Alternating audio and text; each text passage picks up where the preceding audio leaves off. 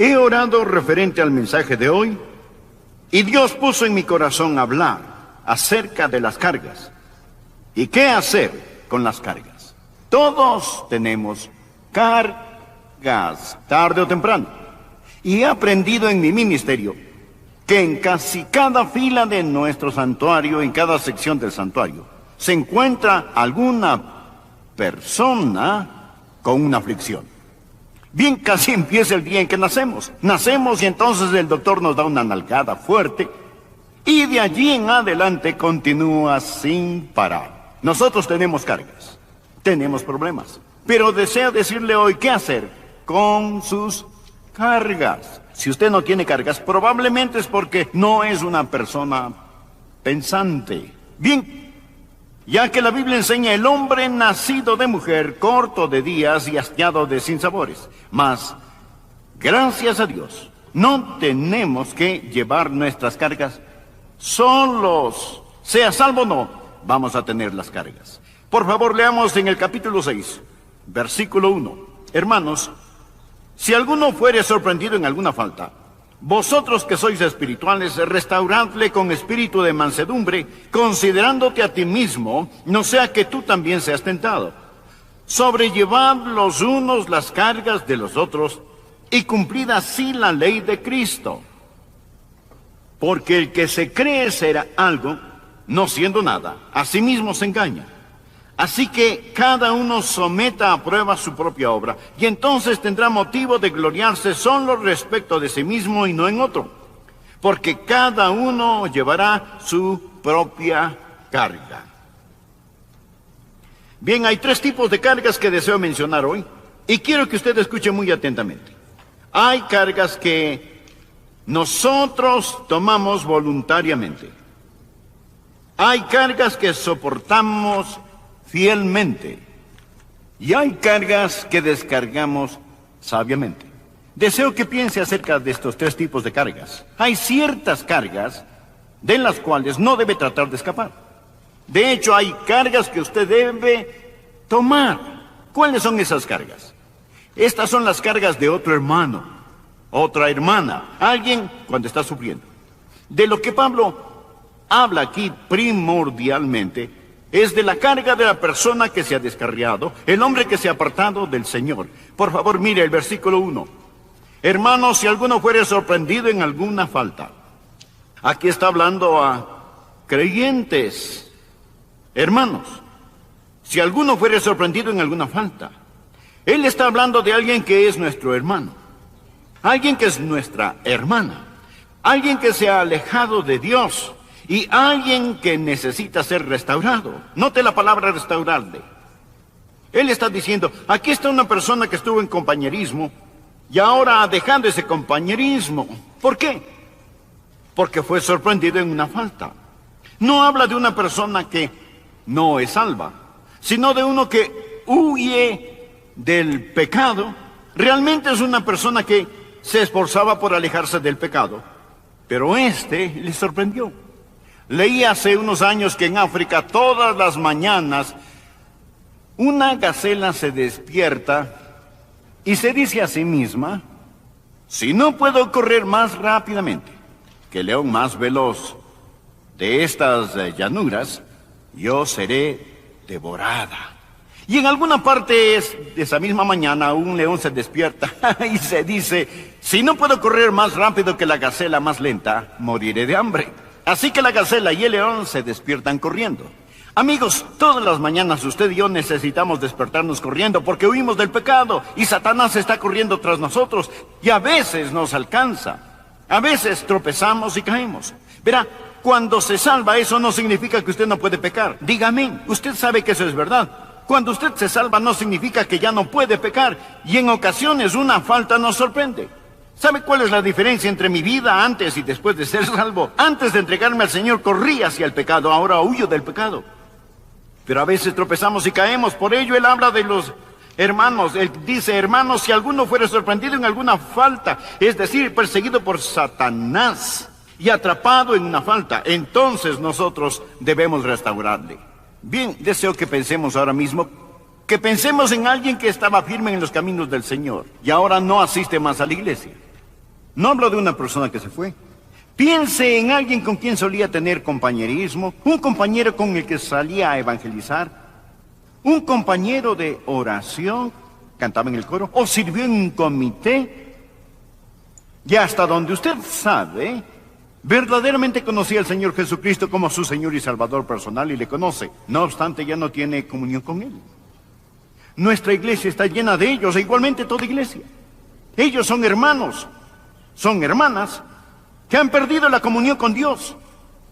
Y Dios nos ha llamado a restaurar a estas personas, porque viven una vida que el apóstol Pablo llama una vida cargada.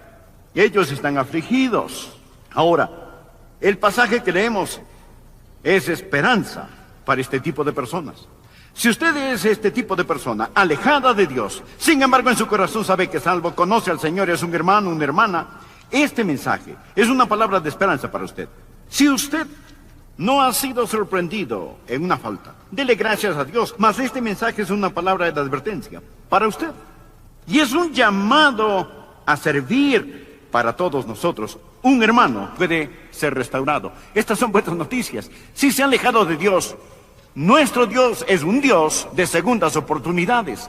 Si leen la Biblia, esta relata de hombres que se alejaron de Dios y regresaron a Dios, porque la Biblia no equivoca el momento para el hombre.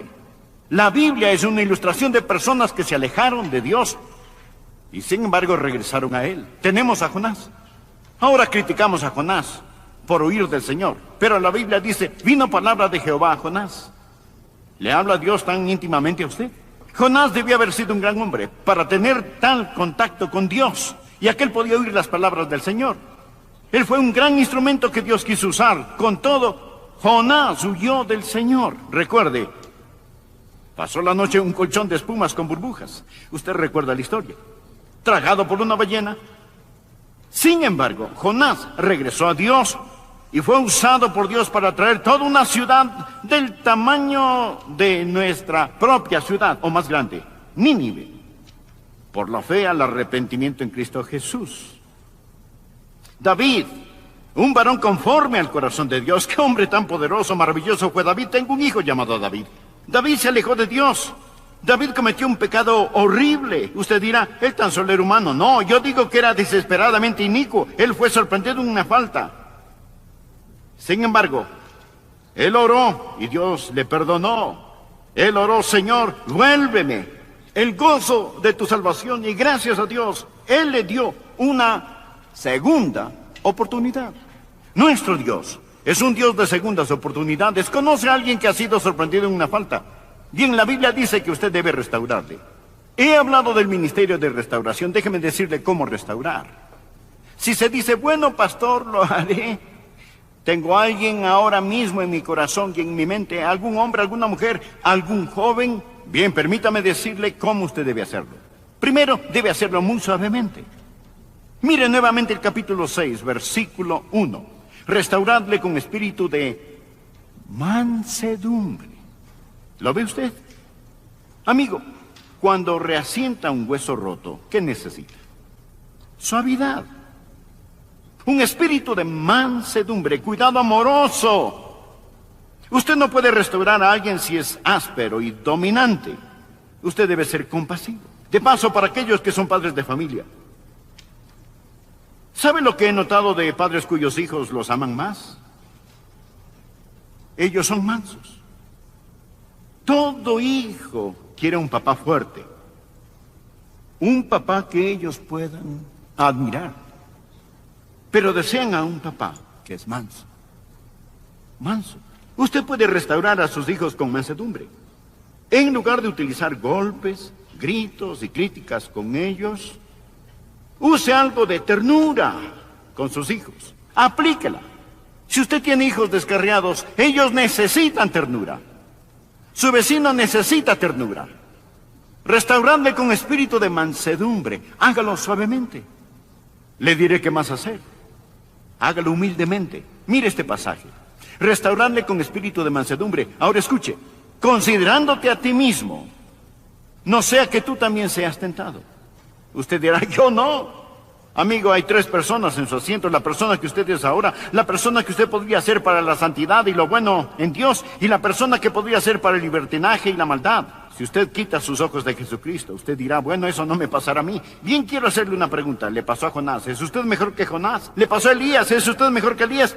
¿Pasó a Simón Pedro? ¿Es usted mejor que Simón Pedro? ¿Pasó a Juan Marcos? ¿Es usted mejor que Juan Marcos?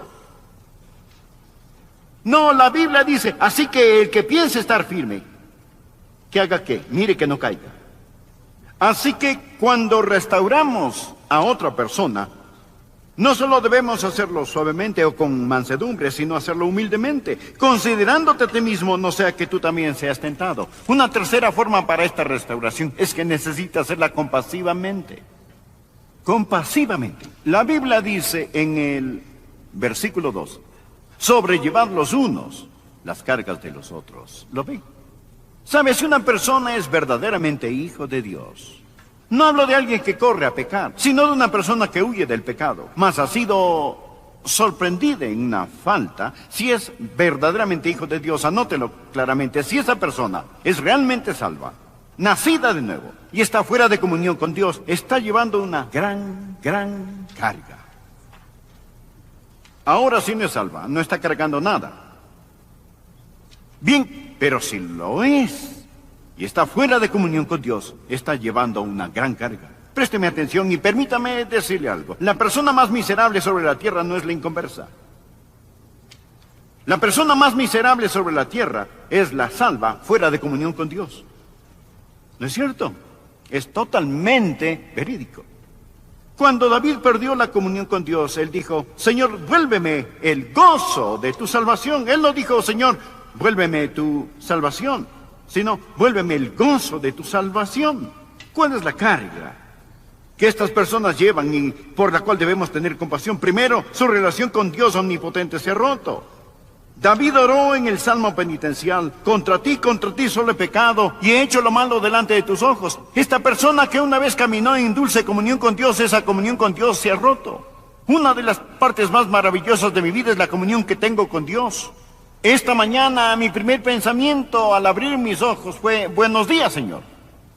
Te saludo, Señor. Te bendigo, Señor. Simplemente la comunión con Él.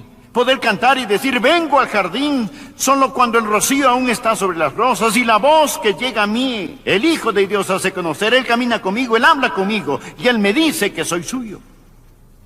Esa persona que se ha alejado de Dios, esa persona que se ha descarriado, esa persona que ha sido sorprendida en una falta, lleva una carga, porque esa relación con Dios se ha cortado. Le diré algo más: su conciencia le culpa. David oró en el Salmo 32, versículo 4: porque de día y de noche se agravó sobre mí tu mano, se volvió mi verdor en sequedades de verano. En las áreas donde él era espiritualmente lleno de gozo, ahora estaba seco como el polvo. Existen cargas, amigo, que tomamos voluntariamente cuando llevamos la carga de otra persona. ¿Está usted dispuesto a hacer eso? La Biblia dice: sobrellevad los unos las cargas de los otros. Ahora, existe otro tipo de carga. Hay cargas que soportamos fielmente. Por favor, leamos los versículos 4 y 5. Así que cada uno someta a prueba su propia obra. Subrayese. Así que cada uno someta a prueba su propia obra, y entonces tendrá motivo de gloriarse solo respecto a sí mismo y no en otro, porque cada uno llevará su propia carga. Esta no es una contradicción. Por un lado, la Biblia dice: sobrellevad los unos las cargas de los otros, y luego dice: cada uno llevará su propia carga. ¿Es esto contradictorio? No, es más bien complementario.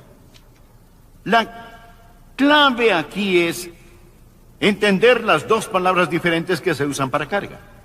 La primera palabra, carga, significa un bulto pesado, algo excesivo, algo que causa mucho peso, como estar fuera de la comunión con Dios. Es una carga muy pesada, es una carga abrumadora. Si alguien tiene una carga así, debemos ayudarle a sostener y a descargar esa carga. Es el tipo de cargas que tomamos voluntariamente cuando soportamos las cargas de otros. Mas la palabra para carga aquí es porción.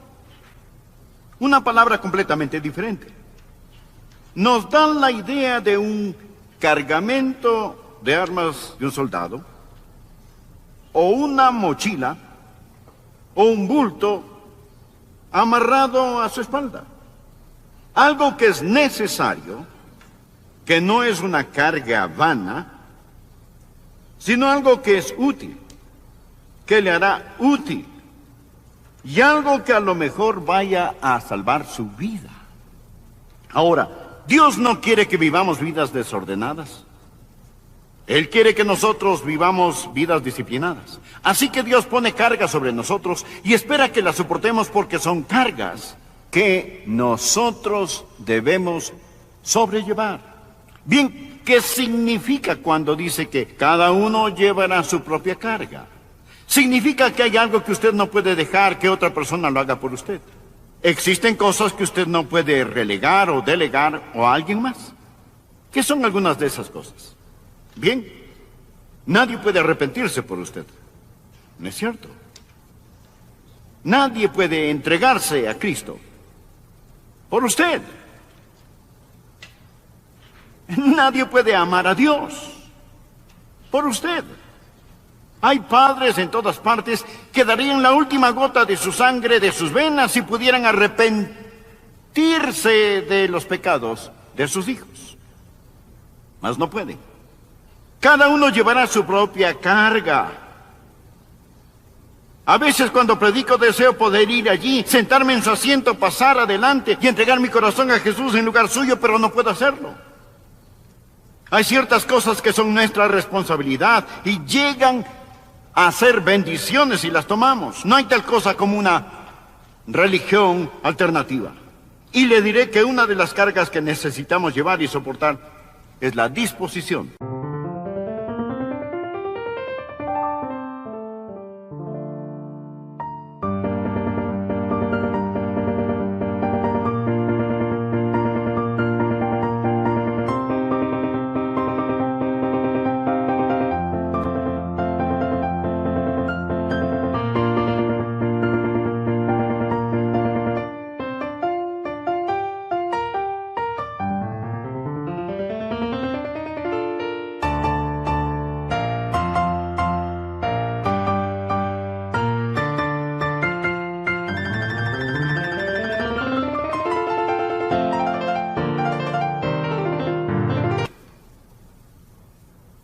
De liberar a un hermano, llevar su carga. Verá, un hermano que ha caído no es un llamado para el chisme, es un llamado a orar, una carga de oración. Nadie puede tomar eso por usted. Debo apresurarme, si no, no podré terminar. Vayamos al último punto.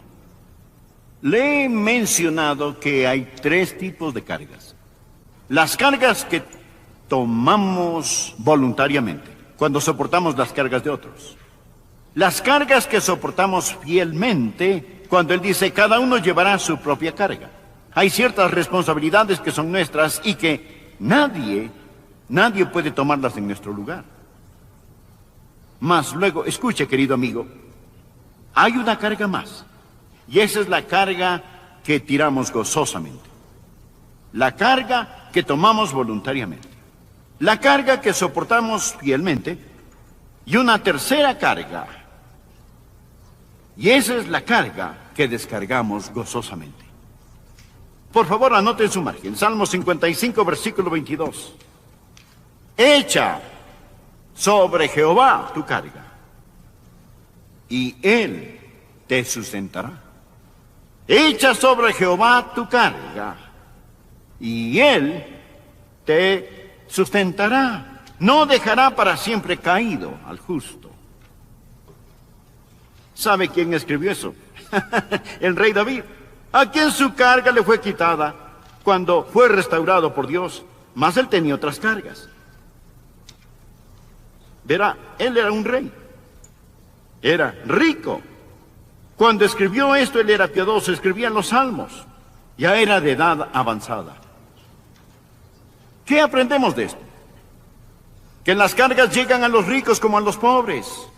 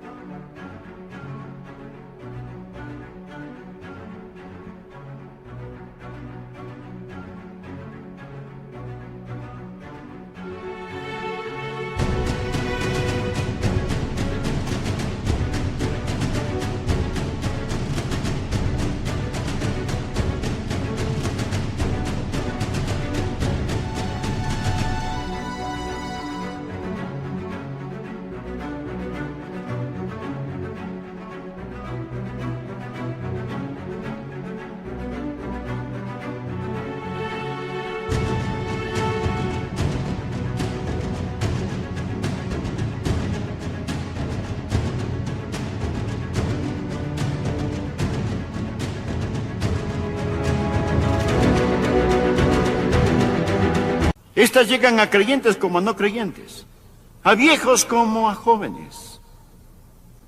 Adrián, ¿tiene usted cargas? Sí. Usted tiene cargas.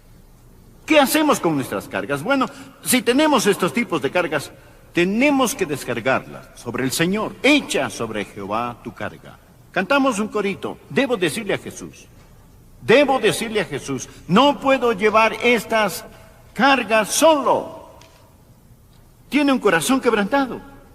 Tiene un hijo que le ha herido. Su esposo le ha desamparado. Posee una enfermedad física que está desgastando su cuerpo. Existe un problema que lo ha dejado confundido. La Biblia dice que debe echar sus cargas sobre el Señor. Puede ser que Dios le ha dado esa carga para que se la traiga a él. Leí en algún lado de un hombre que tenía un bonito perro, y él tenía ese perro, quizá era un labrador, o uno de esos perros que les gusta estar en el agua. El perro estaba nadando en un lago, y el hombre quería irse a casa, y lo llamó. Pero el perro estaba pasándola bien, y no hizo caso.